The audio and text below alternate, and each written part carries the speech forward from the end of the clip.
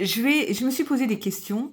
Je me suis posé beaucoup de questions sur le narcotrafic parce que bon, tout ceci, pourquoi un système existe dans notre pays, une fourberie où on met dans cette fourberie une personne qui s'est constituée partie civile dans une affaire? Pourquoi?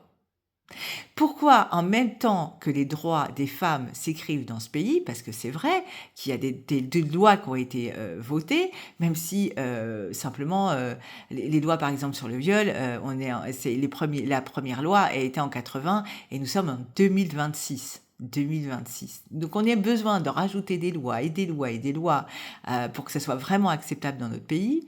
C'est inacceptable. Alors, ce qui est en train de s'écrire, ce sont les personnes qui ont subi des violences conjugales.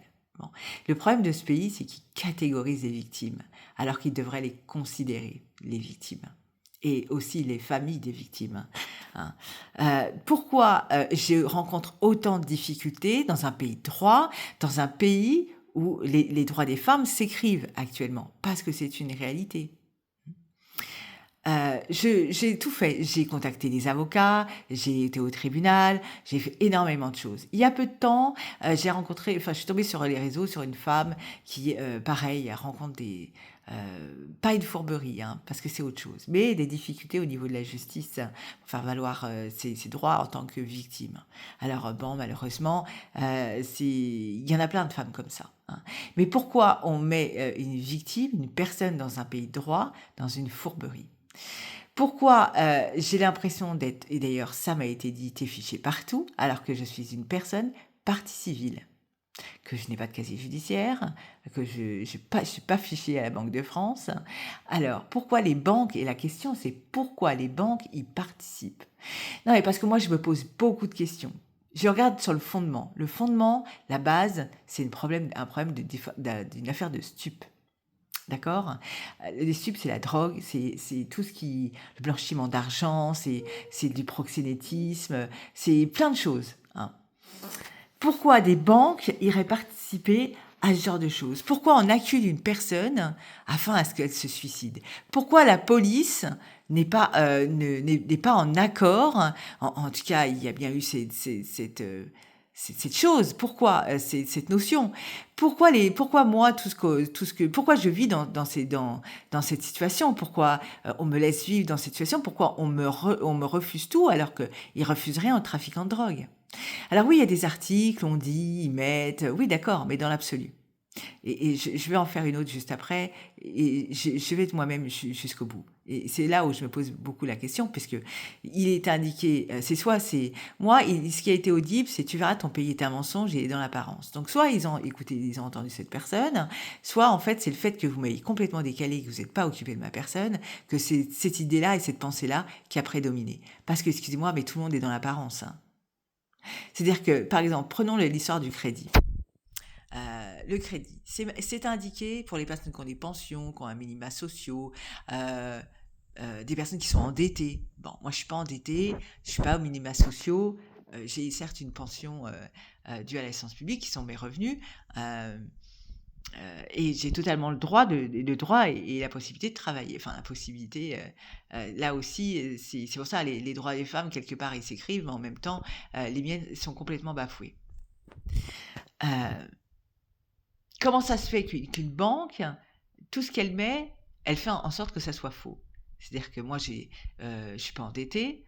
euh, alors, au début, j'ai demandé pour un crédit pro, et non, ils font pas de crédit pro. Bon, mais comme j'ai rien à mon domicile, je me suis dit bon, il serait peut-être temps que tu vives dignement en fait. Hein. Il faut cesser de vivre de ça. Ça fait plus d'un an et demi que je suis dans un logement où il y a pas, il y a une table, une chaise et un lit complètement bancal. Donc à un moment donné, il faut un minimum et mes lunettes, hein, parce qu'il me faut des lunettes. Hein.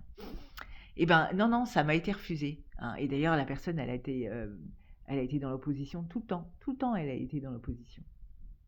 Pourquoi un pays s'efforce à faire d'une personne une personne qui n'est pas polie, qui n'est pas aimable, alors que je suis plus que polie et plus qu'aimable?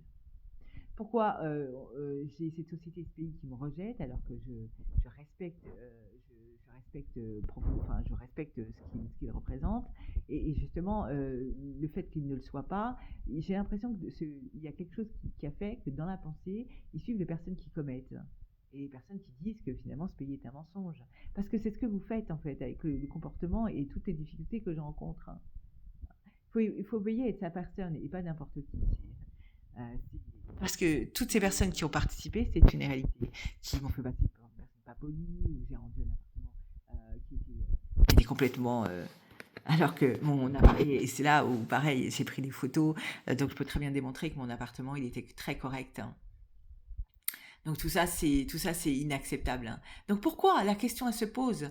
Pourquoi dans un pays de droit, dans un pays où on dit que les droits des femmes s'écrivent, pourquoi? De toute façon, c'est un pays de droit, tout simplement, sans parler du fait des droits des victimes et tout ce qui s'ensuit. Nous sommes dans un pays de droit, les droits fondamentaux. Les droits fondamentaux, je l'ai assez répété, ce sont des droits de base, hein, d'être humain.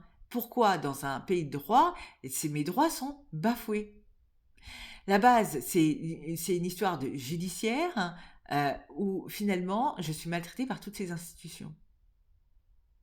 Pourquoi j'ai l'impression qu'on suit dans la pensée les trafiquants de drogue?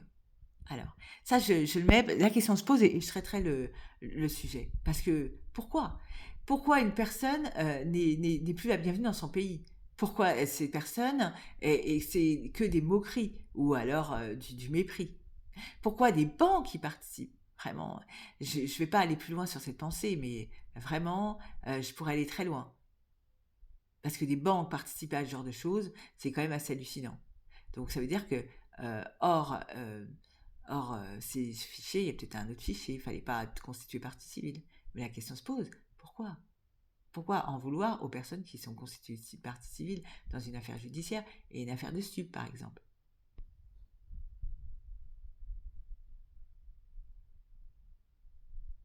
Je suis tout à fait en droit de me poser ce genre de questions, d'avoir ce raisonnement.